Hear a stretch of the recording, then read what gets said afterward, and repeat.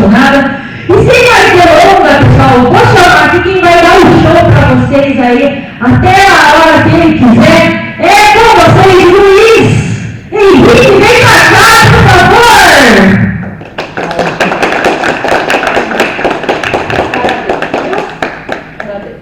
Oi, gente, boa noite.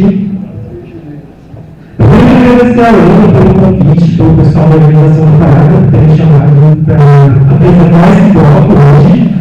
Quando eu apresentou um pouquinho, eu já tinha participado da organização e como voluntário na primeira parada LGBT de Rio Claro. E aí recebi esse convite da Ana hoje para apresentar esse bloco que a gente vai exibir alguns takes, alguns filmes. E eu vou exibir hoje também um documentário, que é um documentário que eu produzi, foi um documentário de conclusão de curso. Eu sou formado em jornalismo e sou especialista em fazer especialização em jornalismo cultural.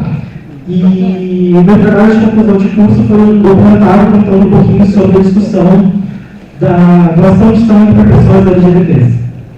Então, a gente está aqui meio que um grupo bem família, mas esse espaço aqui hoje é muito importante para a gente trazer para a cidade de Rio Claro, para abrir espaço para a comunidade LGBT aqui, e que essa seja só a primeira edição, só a primeira edição dessa edição de contas, mas que a gente consiga fazer essa edição várias e várias vezes nos próximos anos, trazer mais produtores e mais realizadores de Rio Claro, porque a gente tem produção cultural em Rio Claro, sim. A gente tem pessoas aqui que produzem cinema, que produzem arte, que produzem seus próprios filmes, seus próprios vídeos. Então, a gente espera que nas próximas edições a gente consiga trazer essas pessoas para cá também, para exibir e para trazer esses vídeos aqui. Então, para a exibição de hoje, não sei se como é que o nosso horário está, mas a gente vai tentar fazer caber todos esses filmes que a gente vai exibir aqui.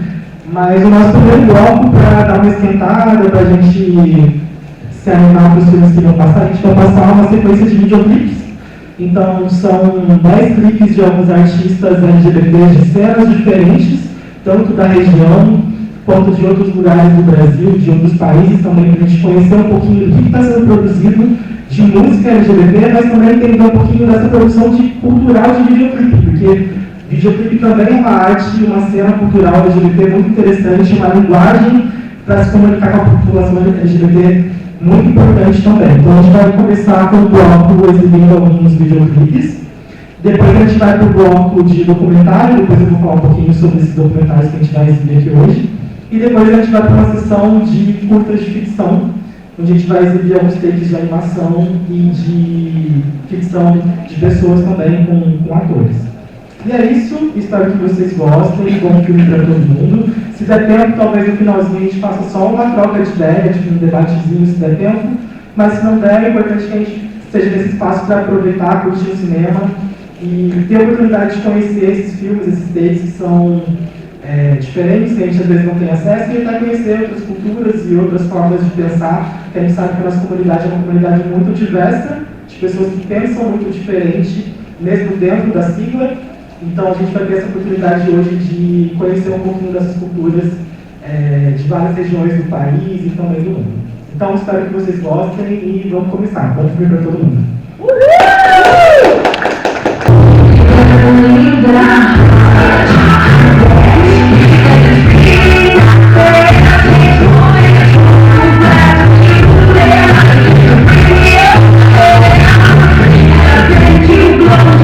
Obrigado por terem vindo prestigiar esse filme. Toda vez que eu vejo esse filme, eu sei que ele tem vários errinhos assim, de produção, de pós-produção, porque a gente sabe que fazer cinema no Brasil é algo muito independente. Assim, a gente sabe que tem as grandes produtoras, que é tipo o Grupo Filmes, mas boa parte do cinema brasileiro é independente. E esse é um dos filmes que a gente vai exibir hoje, mas tem outros filmes que eu trouxe para a gente exibir, que são filmes independentes também, que trazem discussões muito relevantes. Então, mesmo com esses errinhos, assim, que vocês vão ver que tem alguns errinhos assim, de imagem, umas imagens que estão um pouquinho estouradas, que fazem parte desse processo de produção, de experimentação, mas o que importa mesmo é o conteúdo que está nesse filme, que é uma pauta muito importante e que hoje a gente conseguiu esse direito. Hoje qualquer pessoa tem direito a ir ao no centro ou na Santa Casa, no caso aqui de Rio Claro, e doar sangue para outras pessoas. E isso é muito importante, porque antes a gente não tinha essa liberação. Então, se você chegar numa Santa Casa ou em qualquer outro lugar no centro que você for doar sangue e você tiver algum tipo de restrição, você pode mostrar que existe essa lei hoje que libera a doação por pessoas LGBTs.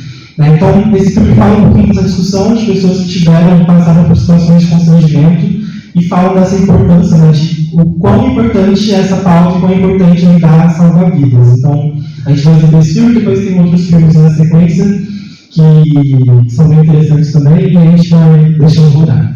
É isso, gente.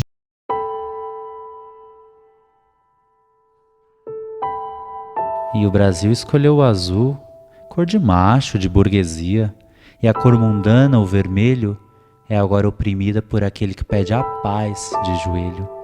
Vermelho, como o sangue amargo e derramado das minorias. O sangue ora recusado, ora usado na transfusão daqueles que nos fazem hostilizados, ainda que hospitalizados. Vermelho, sujo, rasteiro, comunista, mas o vampiro segue o sugando, fascista. É sangue mesmo, não mertiolate.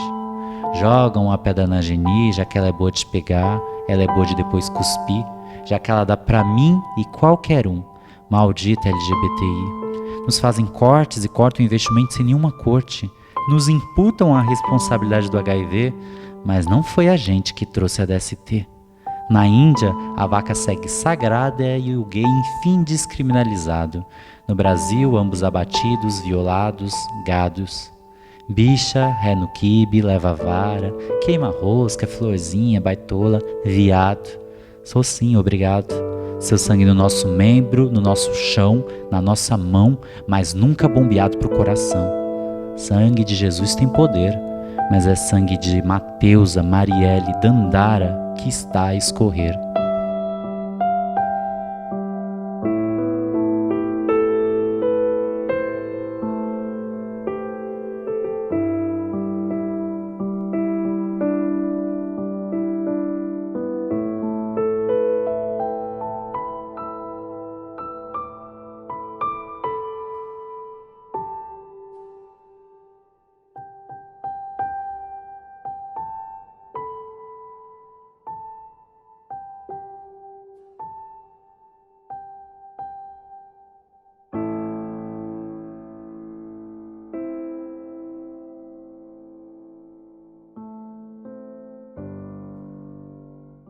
Em 2012, quando eu ingressei aqui na Universidade Federal Rural do Rio de Janeiro, teve uma campanha para doação de sangue, saiu uma caravana daqui de alunos para doação de sangue no Hemorrio, no centro do Rio. E na época eu tinha 20 anos e eu estava há mais de 2 anos sem me relacionar com ninguém, de nenhuma forma. Mas quando eu informei que eu já tinha alguma vez na minha vida tido alguma relação com outro homem, ela informou da seguinte forma: todos os homens que tenham tido qualquer tipo de relação com outro homem, desde o advento da AIDS, têm o seu sangue rejeitado. Então você não vai poder doar sangue hoje nem nunca. Você faz uma ficha na triagem, você faz uma ficha na recepção da sua identidade e seu nome até aí tudo bem. Depois você pega uma ficha no outro balcão, como se fosse uma segunda triagem. E aí que você começa a preencher o formulário, né, do Hemorrio. Tem perguntas no geral, tem perguntas só para homens, tem perguntas só para mulheres. Uma das perguntas que tem é se eu tenho um parceiro fixo, quantos parceiros eu tive em tempo de 6 ou 12 meses. E aí, além de eu ter respondido essas perguntas no papel, que já tinha sido entregue para a mão dela, ela faz umas perguntas em cima do que você já tinha respondido. Ela faz uma reafirmação, uma confirmação daquelas perguntas. Não sei se é para testar a pessoa, para ver se a pessoa está mentindo, mas como eu disse, eu não menti nas perguntas que eu respondi, que foi por isso que eu fui impedido de doar. E aí, nessa sala, na minha segunda pergunta, ela falou: Gabriel, você não pode doar por 2 motivos. Aí eu falei: por quê? Porque há pouco tempo você tomou vacina da gripe. E o segundo, porque você teve relação sexual com um homem no período de 2 meses sem camisinha. Aí eu falei: independente de ser um parceiro fixo? Foi a minha pergunta. Ela: sim, independente, por isso você não pode doar. São salas fechadas, né? Com o máximo de sigilo. As informações que são dadas ali são absolutamente confidenciais. A partir do momento que a pessoa sai daquela sala ali, existe só um número, não tem mais nome em lugar nenhum, não aparece nome, não aparece nada. Então, existe um questionário que é entregue aos doadores, eles preenchem o questionário e aí, ao passar pela triagem clínica, pode ser feita por enfermeiro ou por médico, ela vai repassar o questionário, botar lá, por exemplo, tomou vacina? Sim. Aí vai ter que perguntar, que vacina, quando foi, etc. Ou então botar lá, tem relação com muitos parceiros? Sim. Aí vai perguntar, quantos, etc. Então, se a pessoa não for aceita, ela recebe um agradecimento e dali ela vai embora, não prossegue para doação de sangue. Se ela for aceita, ou se ele for aceito, o sangue vai ser colhido e vão ser colhidos alguns tubos, 3 ou 4 tubos, e vão ser feitos testes para determinar se aquele doador, aquela doadora, tem alguma doença transmissível pelo sangue. Bom, em relação à norma que regulamenta, ou a portaria que regulamenta, e tem caráter de norma, né? Que regulamenta a doação de sangue por pessoas homossexuais, colocando um período de 12 meses sem a prática sexual, ela é inteiramente desproporcional e fere direitos e garantias fundamentais, ao criar uma norma que é discriminatória, elegendo uma categoria de pessoas pela sua orientação sexual como uma categoria inapta para doação de sangue. Ao criar um período, um lapso temporal de 12 meses sem prática sexual para homossexuais poderem doar sangue, acaba sendo bastante desproporcional, já que é possível contar a janela biológica com 10, 15 dias. Então não precisa de um prazo de 12 meses sem prática sexual para homossexuais doarem sangue. O pré-atendimento em relação ao doador, né, não passa de uma verbalidade, e que pode ter verdades e mentira. Nada é seguro. Porque o que já sabemos que depois que aquele sangue é coletado, ele passa por um teste. Né? Então, assim, você pode ter um questionário positivo e depois o teste está negativo e vice-versa. Então, é incompreensível, não tem cabimento isso. Todo doador de sangue, todo candidato à doação de sangue precisa passar por uma triagem clínica para saber se ele pode ou se ele não pode doar. A triagem clínica vai determinar, vai avaliar com o máximo de precisão possível, mas tem sempre um certo grau de subjetividade, se aquela doação vai colocar em risco a saúde da pessoa que está doando, número 1, e número 2, se ela pode colocar se aquele sangue, uma vez doado e depois transfundido, pode colocar em risco a saúde da pessoa que está recebendo aquele sangue. Então, na verdade, a triagem clínica tem 2 objetivos: proteger o doador e proteger o futuro receptor daquele sangue, se aquele candidato vier a doar sangue. Então, por causa disso, essa triagem, eu sempre falo isso, né, é uma triagem que discrimina, na verdade. É discriminatória por definição, ela discrimina quem pode e quem não pode doar. Essas normativas, elas já te levam para esse lugar. E reforça essa história de que fazemos parte de um grupo de risco. Isso já não existe mais, isso já está claro. Os grupos de risco hoje são diversos. O que vocês trazem, o que tem são comportamento de risco. E a gente precisa, inclusive, discutir o comportamento de risco. Por exemplo, a gente, quando vai fazer uma prevenção, eu digo nós brasileiros, quando fazemos nossas prevenções aqui no Brasil, e eu falo com muita tranquilidade do Brasil, né, porque trabalho aqui, a gente vamos para onde fazer prevenção, distribuir camisinha? Nas boates gays, nas termas gays, nos prostíbulos, às vezes também de mulheres. Eu não conheço, nas raves gays, mas eu não conheço nenhuma distribuição de preservativo nos casamentos hétero, nas festas de 15 anos.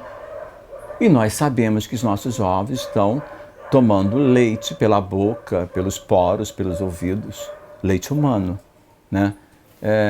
E aí? Né? E aí, quem faz parte de um grupo de risco? Né? O que existe é um comportamento de risco. A não doação imposta pelo Estado até pode doar sangue, né? O que não pode é fazer sexo nos 12 meses. A legislação ela não impede, fala assim, gays não doem sangue. Tá? Gay pode doar sangue, travesti pode doar sangue, transexual também pode. Mas tem que ficar 12 meses sem praticar sexo. Hoje a gente fala em situação de risco, então a pergunta objetiva é se a pessoa se expôs a alguma situação de risco, ponto. Sem fazer nenhum juízo de valor, muito menos julgamento moral. Você se expôs a uma situação de risco. Quais são as situações de risco? Elas estão definidas pelo Ministério, baseadas em evidências científicas. Se você me perguntar há evidências, por exemplo, de que 2 homens que constituem uma união estável e que são monogâmicos, se eles têm um risco maior do que o heterossexual, não tem nenhuma evidência que mostre que tem maior ou menor. Então, muita gente tem dúvida a esse respeito. Então, hoje tem um grande estudo sendo feito no Canadá, é um estudo comportamental, para avaliar se essas pessoas têm risco. Por exemplo, homens têm relação com outro, mas sempre usa preservativo. Tem um risco maior, mesmo que seja sempre como passivo? Ou então, homens, casal homossexual, monogâmico, casal de 2 homens, né, união estável e monogâmico, tem um risco maior? A gente não tem essas respostas, e por não ter essas respostas é que talvez já haja esse princípio da precaução de colocar esse prazo de 12 meses. Eu fiz um post, eu coloquei no Facebook, e logo de início que eu tinha colocado, um colega meu comentou, pedindo para eu colocar público, porque para outras pessoas virem e tal, e eu coloquei público e viralizou. Então eu vi que muitas pessoas comentaram, teve uns 3 mil compartilhamentos, 4 mil e poucas curtidas, e eu consegui passar para várias pessoas que, assim como eu, não tinham esse conhecimento de que era proibido, entendeu? É um procedimento padrão para todo mundo, refazer algumas perguntas, especialmente as perguntas que são mais delicadas, e não são as únicas, os comportamentos sexuais não são as únicas, mas se faz... Esse é um procedimento operacional padrão realmente, sim, claro, tem treinamento, e mais que treinamento, né? Nesse caso específico, a gente sempre insiste, olha, a gente ninguém tem o direito de ser preconceituoso, ninguém tem o direito de ser homofóbico, a gente faz perguntas objetivas, a resposta, você anota a resposta, vai aceitar o doador, não vai aceitar o doador, de acordo com as normas, com o que está escrito nos procedimentos. Agora, não é para nenhum comentário, não é permitido nenhum tipo de comentário. Mas assim, as pessoas são as pessoas. Uma coisa é dizer isso, outra coisa é, né?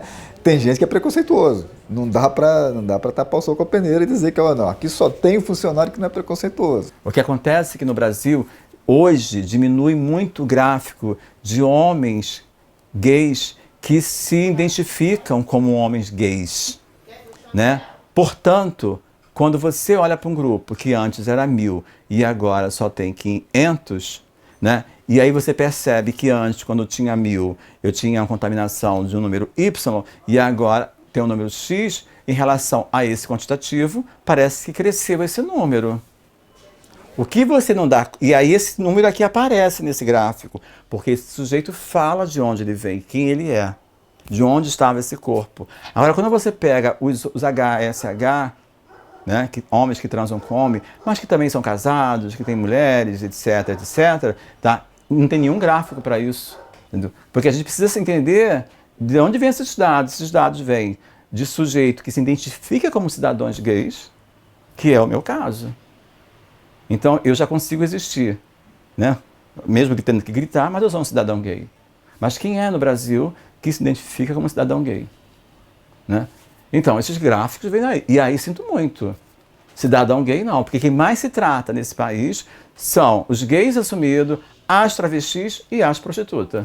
É o estigma que a população LGBT carrega de um possível contágio ou infecção, né? Na década de 80 isso ficou bastante marcado por propagandas ideológicas, algumas propagandas bastante fascistas e sanitaristas que havia na década de 80 e que repercute até hoje numa memória social, numa memória coletiva, de forma que a pessoa LGBT ela pode ser possivelmente infectada, contaminada. Porque o diagnóstico do positivo não está simplesmente atrelado a uma patologia, está atrelado a todos os estigmas que essa desgraça nos traz. Ou seja, eu agora tenho que olhar para o mundo e me reconhecer, tá, homossexual, coisa que talvez eu não quisesse.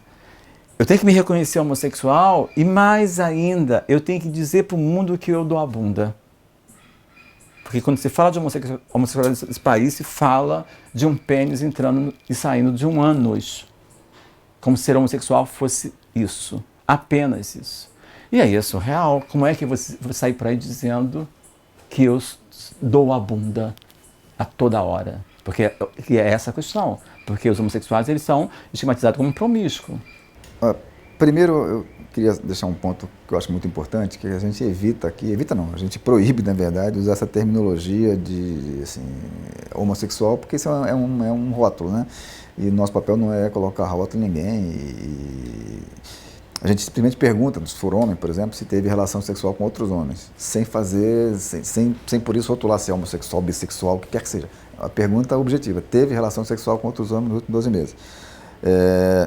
Se for mulher, a gente pergunta quantos parceiros. Se tiver, por exemplo, e é uma das razões para a gente não usar essa palavra homossexual, mulher que tem relação com outras mulheres, né, que quer ela se declare homossexual ou não tem nenhum problema de aceitação, porque é um sexo sem penetração, consequentemente sem risco. Nada é sem risco na vida, mas o risco é realmente absolutamente desprezível, né? Eu acredito que o bissexual ele sofre tanto, ou às vezes em alguns tem mais ou menos, do que tanto os homossexuais quanto os heterossexuais. Eu acho que em muitos momentos até muito mais do que os dois, mas isso se ele se identificar como bissexual, porque geralmente os bissexuais eles estão num lugar muito mais esteticamente de aproximação da heterossexualidade do que da homossexualidade. Então, nesse campo, ele até fica um pouco uma relação confortável. Mas se ele se colocar como bissexual, aí ele vai ser massacrado, pior ainda do que aquele que se diz homossexual, que já está claro que é sua homossexualidade. Porque aí vai vir uma série de diagnóstico, entendeu? E sempre que ele é maluco, que ele é doido, que é impossível, que isso não existe, entendeu? Que é 880. Porque você veja como o estigma da heterossexualidade é muito forte no Brasil, como é muito pesado, né? Porque até para ser homossexual, né, até para ser gay, tem que ter um modelo gay heterossexual de ser, né? Isso é muito doido, né? Ou você é passiva, você é ativa, você é de um lado, você é de outro. Como assim, cara pálida? Houve uma evolução bastante significativa de onde as pessoas trans estavam localizadas, né? Percebeu que a identidade de gênero é uma questão de uma construção social, de uma percepção identitária, que até mesmo o Supremo Tribunal Federal reconhece a possibilidade de modificação de gênero independente de cirurgia, né, que é uma decisão mais recente, é de abril desse ano. Então, assim, a norma acaba reverberando de uma forma transfóbica ao impedir que pessoas trans também doem sangue, né? O que eu considero que para todas as pessoas devem ter o mesmo avaliador, que é o comportamento de risco, não o grupo de risco. Elas são as primeiras afetadas. Porque, veja bem, eu como homem gay posso preencher um questionário mentiroso, posso depois passar por uma entrevista e responder as questões reafirmando as mentiras, entendeu? Mas uma travesti e uma mulher trans, não mais. Então, mesmo que ela minta, mesmo que ela reafirme aquelas mentiras, ela não vai ser aceita só pelo fato dela ser trans. E isto é muito sério. Ou seja, essa transfobia do próprio Ministério da Saúde é surrealismo. É absurdo. Então, é berrante demais. E isso é muito louco e é conflituoso no campo da legalidade, porque se eu hoje processar o Hemorrio por um constrangimento desse, talvez não aconteça nada com o Hemorrio, mas se uma mulher transexual hoje já operada e com o seu nome, vai acontecer, porque ela está na garantia do direito da cidadã mulher. Existem as campanhas que falam sobre seja humano, doe sangue, doe vida. E quando você vai doar sangue, né, eles tratam um grupo como que não pode doar sangue, ou seja, um grupo que se você não doar sangue, então você não é humano, você não está doando vida. Então isso é de caráter discriminatório. Não tem justificativa para poder ser tão contraditório a esse ponto, de pedir para doar sangue se você for humano e quando o grupo chega, fala o que é, como é e você não pode por causa disso. Nossa média anual é 6.500 doadores por mês. 80, esse ano a gente está estimando que a gente vai ter 80 mil doadores no ano, 85 mil doadores. O ideal era ter pelo menos 100 mil.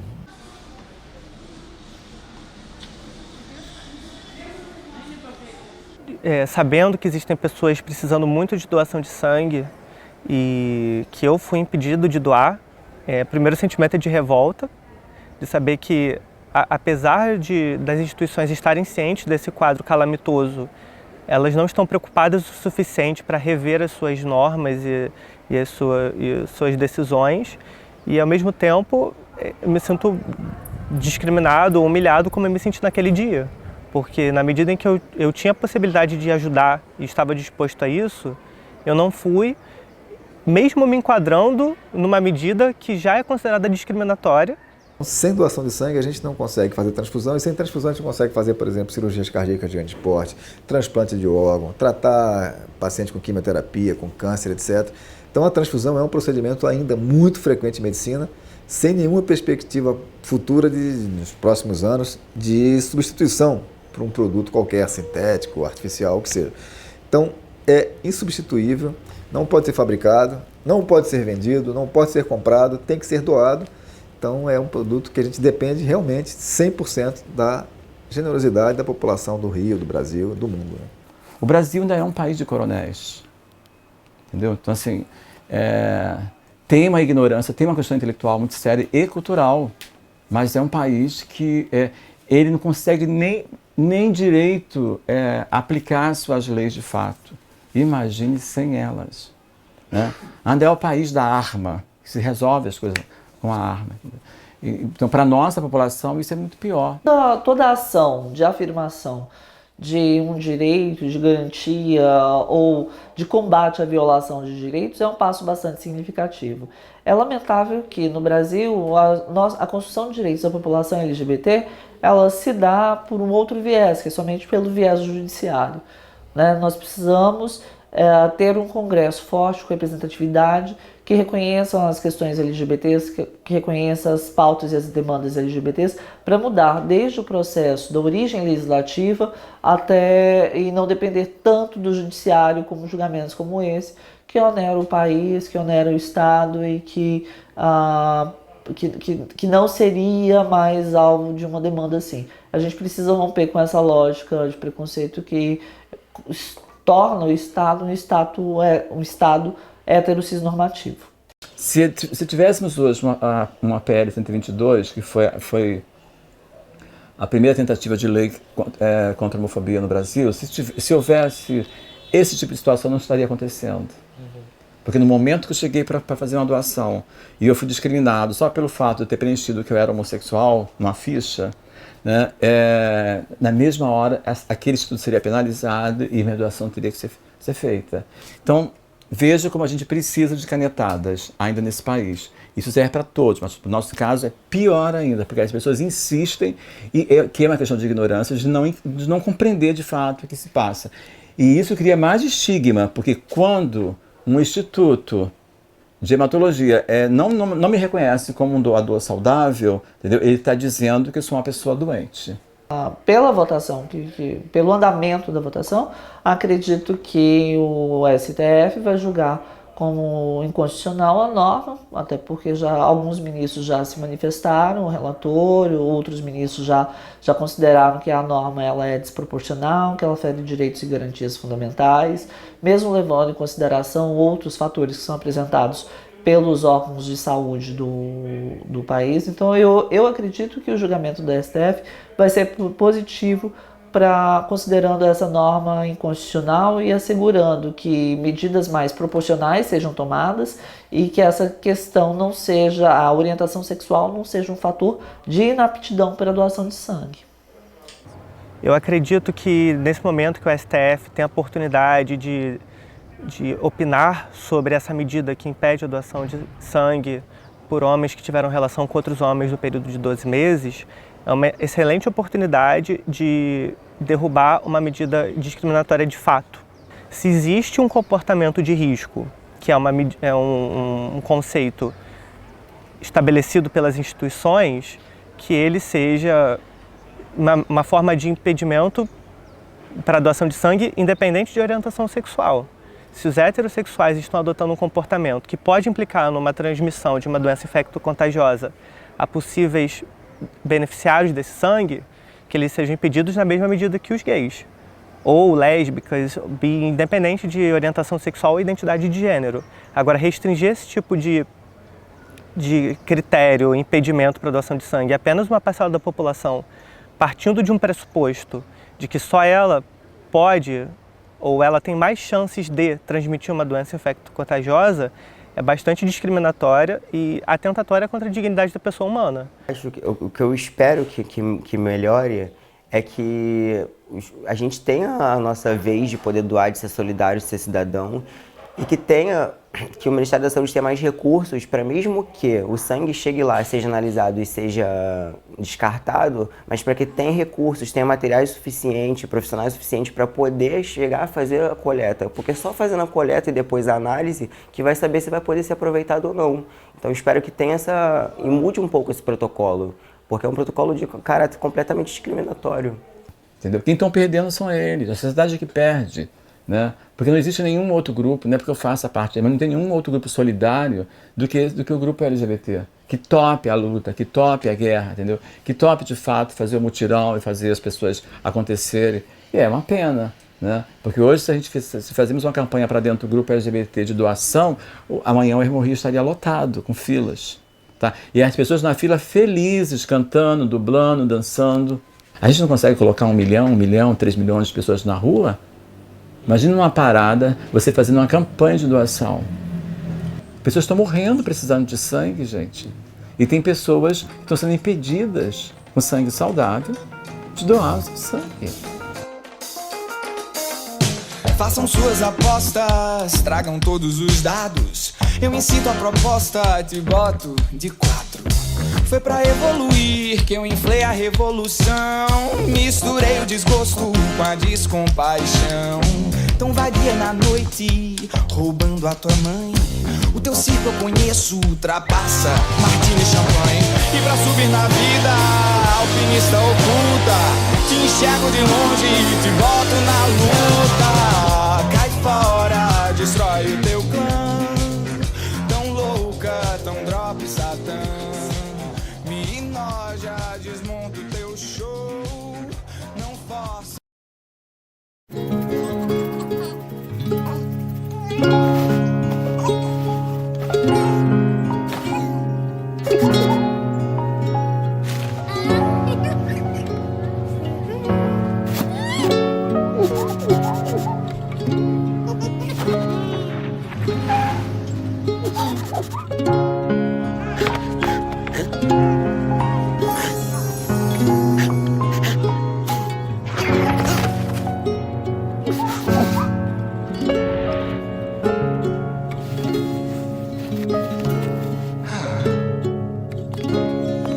I'm every color that you know.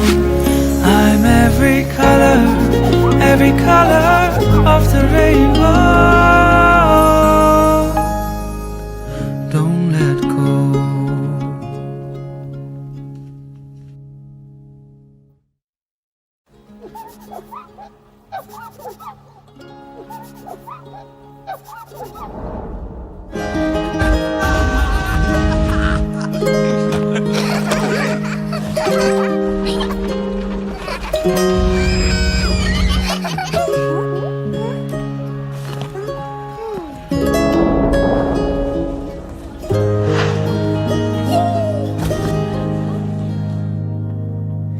I'm my own color, why isn't that okay?